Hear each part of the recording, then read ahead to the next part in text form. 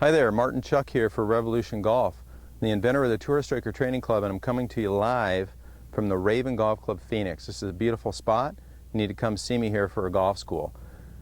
There's some questions on the grip tip that I did for Revolution Golf, and I really appreciate all the kind words that the viewers gave me for that bit I gave you. You know, I'm a big fan of getting your hands on the club correctly. So here's a little up-close left hand hold position to really get this in your noggin, how you're going to play your best golf.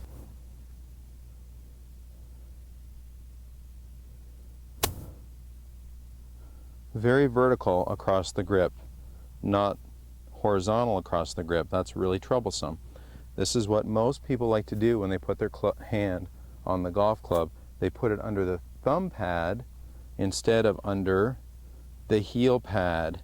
So it's really nice when you hold the golf club perpendicular to your forearm and then put the handle across your hand. You can really get those last three fingers perpendicular to the grip, or almost perpendicular. That's a great left hand hold. And you also want to get that left thumb not on top of the grip, so there's the club face right there. You want that left thumb to be on the top right quadrant of the grip, not completely off to the side over here and not completely on top, the top right quadrant, because we want to have some ability to have some force behind the shaft just a little bit as that shaft seeks to go in alignment and then go up into a finish. When I'm in my schools and somebody's left hand hold isn't effective, I'll often take a Sharpie and I'll find what we call the snuff box right on a vertical left hand. There's your vertical left hand, and I'll put a little circle right there because I want that spot right there to be on top of the grip. So there's that spot on top of the grip. That allows for effective hinging and unhinging as long as the club is under the heel pad, like I showed you in the close-up, and those last three fingers are perpendicular to the grip, 90 degrees to the grip. Some of the RG fans out there said, you know, you'd like me to explain how the hands work in the golf swing. Well, here's my little bit for you. You know, so at address, there's an address hand location.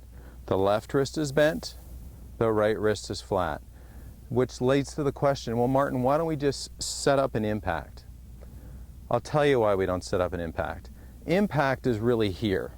This is impact. My arms are in impact. And you're saying, well, Martin, you're a ways away from the golf ball. I know I am, because to take the arms from here to impact requires rotation and secondary axis tilt, which is so my arms are pinned against my body, and now I'm rotating into impact. Now my arms aren't moving, people. My body is helping me move my arms into an effective impact position. So that's why it's not necessarily the best to start at impact, because you're not going to arrive back at impact unless you know that the body has participation to take your arms to the correct place to hit your best golf shots. Let's take a look at a front-on view of that. So here's a front-on view. I've got the snuff box, this blue dot on top. I've got the last three fingers of my left hand perpendicular to the grip. And then the question again, why don't I just start at impact? Because at impact, if I was to fake this and just say, okay, I'm going to start here, there's no pressure from my arms to my body. So this is false. What happens in an effective golf swing, when we address and we get over top of the golf ball, our arms hang from our shoulders comfortably, okay? We make our backswing, guess what happens? Our arms compress against our body. I'm actually in an impact condition right now. So how do I get to the golf ball? My compressed arms stay on my body, and I let my hips, my tilts, deliver this golf club to effective position. Looks like this.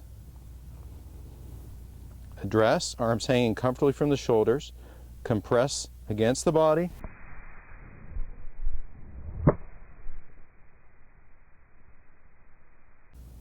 and deliver those compressed arms through impact. So that is how and why you get to good impact. You can't just set up there and expect to arrive there. There's participation from the body. I hope that makes sense. To finalize this tip, one of the posters said, can you show me the hands and what the hands do? So I'll come back to that again. So the hands, there's an address hand location for the left hand, bent left wrist, straight right wrist. There's an impact hand location. Again, I just went over why we don't start there. I suppose we could if we compressed the arms against our body and let our body deliver those compressed arms. So we could do that. I like to flow into a backswing so I can really compress my arms against my body and then go the other way. Now, at the top, I guess the question was, what do the hands do at the top? Well, the hands, obviously, the right hand could cock, and you could get this super cupping of the left hand, but then you can see what that does to the club face. It's wide open. That's not my preference. My preference is that the left wrist is pretty flat with a subtle itty-bitty little gentle cup right here, but from your perspective, that sure looks flat. And then the right hand just merely bends back, because from here, all we're going to do is let this uncock to the golf ball, and it'll naturally want to rotate. Why will it want to rotate? Because the golf club doesn't want to stay where it always wants to go toe down. It's got a built-in feature to help it rotate.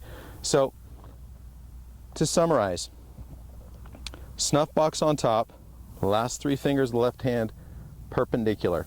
This is the crucial hand, okay? You get the left hand on properly, the right hand's probably going to be okay. Now, the only mistakes you're really going to make with the right hand, you could do some crazy reach under too much. Or you could put your thumb down the grip in an effort to try to guide. Again, the right thumb, we don't need a right thumb to play golf. You could surgically remove it, and at the top of the swing, that club gets to the top effectively. And what's it resting on? Not the thumb. It's resting on its fulcrum is the knuckle right here, the knuckle of the right hand. That's why I like to have a little bit of trigger finger in there, so that when it swings back, it rests on that base knuckle. And then from there, you've really got control. You're not worried about your thumb, getting all blistered up and having to apply force. Not to say some players don't, but the majority, the great majority, have their thumb resting on the left side of the grip. And then, we talked about 10-finger, interlock, overlap.